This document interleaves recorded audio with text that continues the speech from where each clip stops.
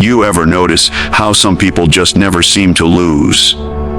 They face the same challenges you do, the same economy, the same competition, but when things go wrong, they land on their feet.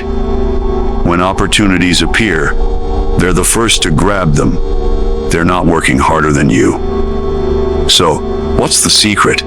So, what do they know that you don't? Here's the truth. The difference between those who win and those who struggle has nothing to do with luck, connections, or even raw intelligence. It's about understanding the hidden architecture of power. The unspoken rules that govern every interaction, every negotiation, every battle for influence. See, you were taught to play by the rules, to be honest, to wait your turn. And that's exactly why you're stuck. Because while you're waiting, someone else is bending the rules, reshaping the game itself to their advantage.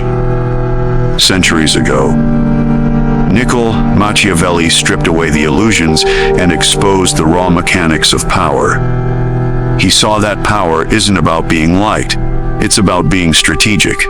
His principles, later refined into the 48 laws of power, are a cold, calculated playbook for those who refuse to be pawns. Today, I'm breaking down the 8 darkest laws from this playbook that geniuses use to outsmart everyone. These aren't tips for being a better employee.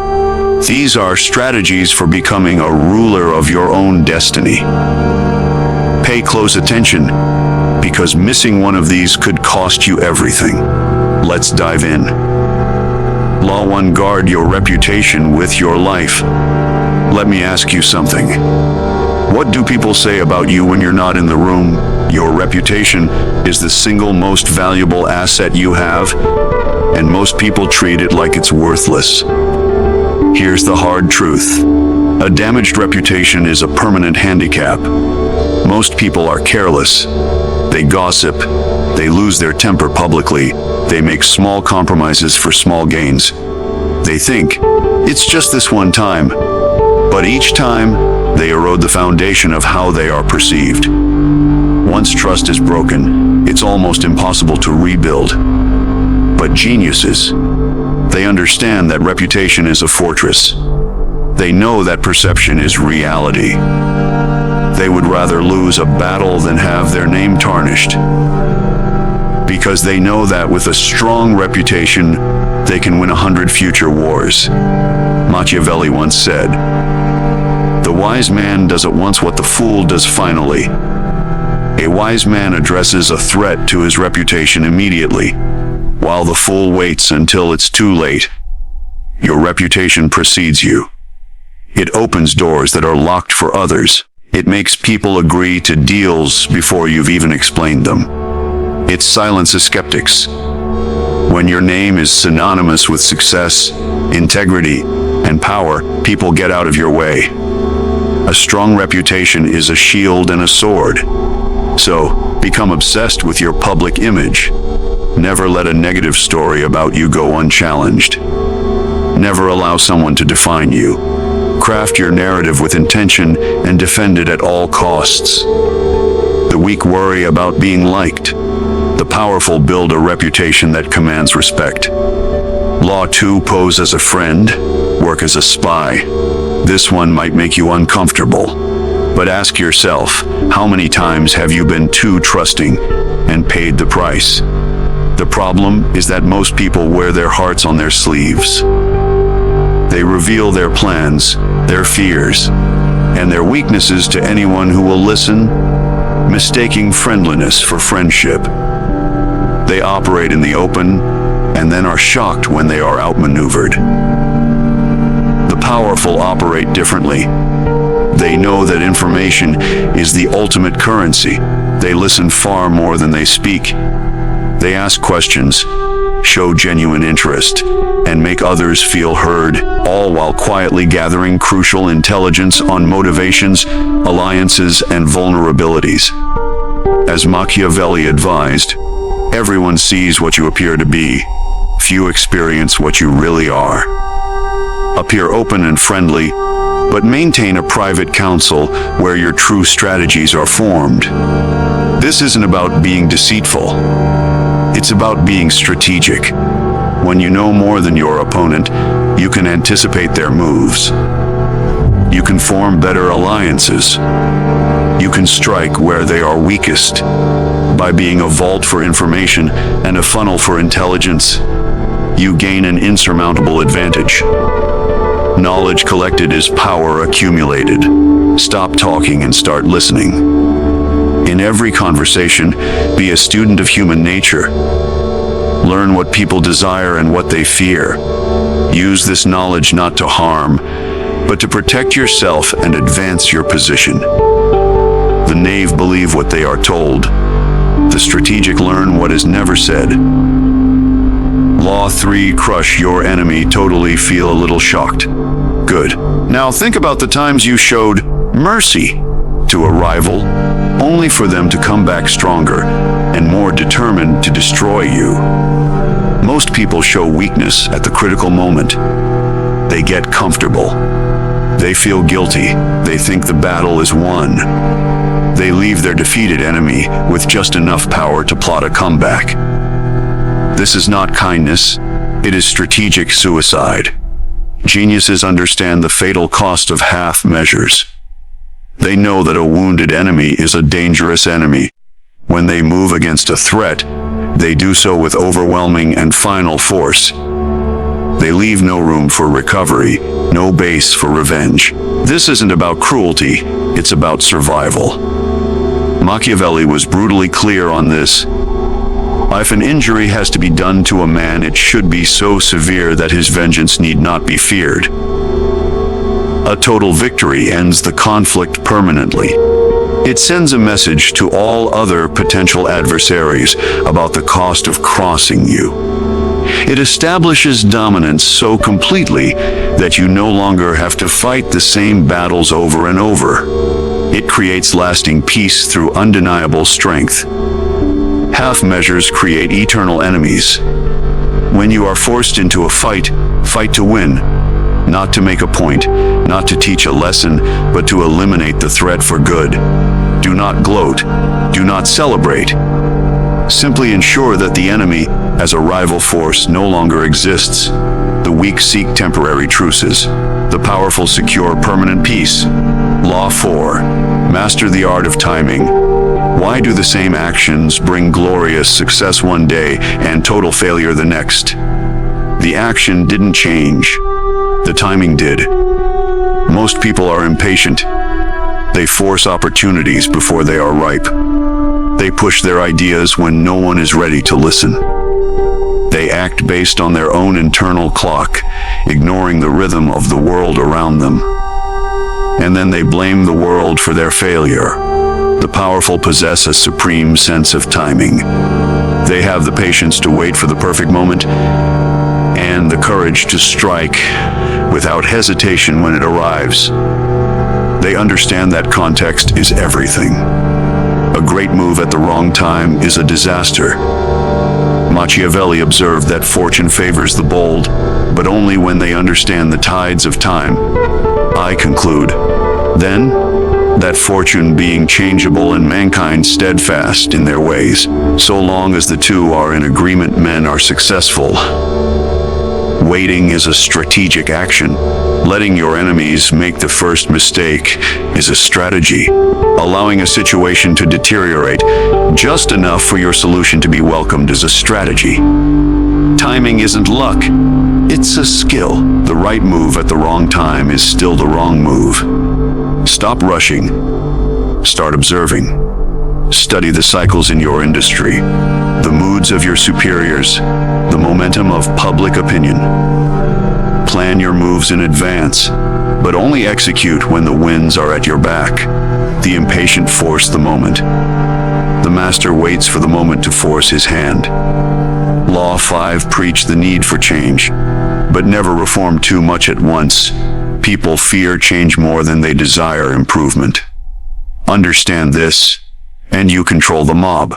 The problem with most people is that they see a better way and try to implement it overnight. They disrupt traditions, tear down old systems, and shock the people who are comfortable with the status quo. This creates instant, powerful resistance that crushes them. The genius, however, is a master of gradual persuasion. They talk a big game about the future, but they move slowly, carefully, and with respect for the past. They make changes feel organic and inevitable, not revolutionary. They carry the people with them. Machiavelli warned that the innovator makes enemies of all those who prospered under the old order. He wrote, "It should be borne in mind that there is nothing more difficult to handle, more doubtful of success, and more dangerous to carry through than initiating changes. By introducing change slowly, you allow people to adjust. You give them time to see the benefits. You make them feel like participants in the new order, not victims of it. This is how you dismantle an empire and build your own in its place without a bloody war. Revolution breeds resistance. Evolution commands followership. If you must make a big change, frame it as a return to a better, purer past. Package your radical ideas in the comforting language of tradition. Make one small change today, another next month. Before anyone realizes what happened, you will have transformed everything. The reckless tear down the castle. The strategic move into it, room by room. Law 6, do not build fortresses, build networks. Isolation is a death trap. You might think hiding your weaknesses and operating alone makes you safe. You are wrong. Most people retreat when they feel threatened. They try to become self-sufficient, building walls to protect themselves. But a fortress can be besieged, and inside, you are alone, with limited resources and no allies coming to your aid. The powerful know that true security lies in a web of alliances. Your network is your true defense. Instead of hiding your weaknesses, you form alliances that cover them. You are protected not by walls, but by the mutual interest others have in your success. Machiavelli knew that a prince hated by the people, hiding in his fortress, is doomed. But one with the love of the people needs no fortress, for the people themselves will defend him. When you have a strong network, an attack on you is an attack on the entire system. Your allies will defend you because it is in their interest to do so. Your value is amplified by the value you provide to others. A single person can be crushed, but a network is resilient. A fortress is a prison. A network is a kingdom. Stop trying to do everything yourself. Invest relentlessly in your relationships. Be generous with your connections and resources. Create a system where the success of others is tied to your own. The isolated have only their own strength. The connected command the strength of many. Law 7, get others to do the work for you, but always take the credit. This feels ruthless, doesn't it? But look at the most powerful people in history. They are rarely the ones doing the manual labor. The mistake most people make is believing that hard work alone will be rewarded. They keep their head down, do the gritty work, and hope the right people notice. They become the indispensable cog in the machine, but they never own the machine. Geniuses never get bogged down in tasks that others can do. They focus only on the high, leverage activities that define outcomes and shape perceptions. They are masters of delegation. They take the work of many and channel the credit toward themselves, cementing their position as the visionary. The leader, Machiavelli, praised the cunning prince who could use the forces of others to secure his power. A wise lord should never take things from others in peace so as to avoid war. When you take the credit, you control the narrative. You are seen as the cause of the success, while those who did the work are seen as the effect. This attracts more opportunities, more resources, and more talent to your side. you become a gravitational force. Never do what you can command others to do. Learn to delegate everything that does not require your unique genius. Your energy must be reserved for strategy, persuasion, and public victory. Acknowledge your team in vague, general terms, but ensure the spotlight of success always shines brightest on you. The worker bees make the honey, the queen bee owns the hive. Law 8: stir the waters to catch the fish, the final law. Calm waters reveal nothing, but when the water is stirred, everything hidden rises to the surface. Most people seek comfort and stability. They avoid conflict and chaos at all costs. They try to smooth everything over.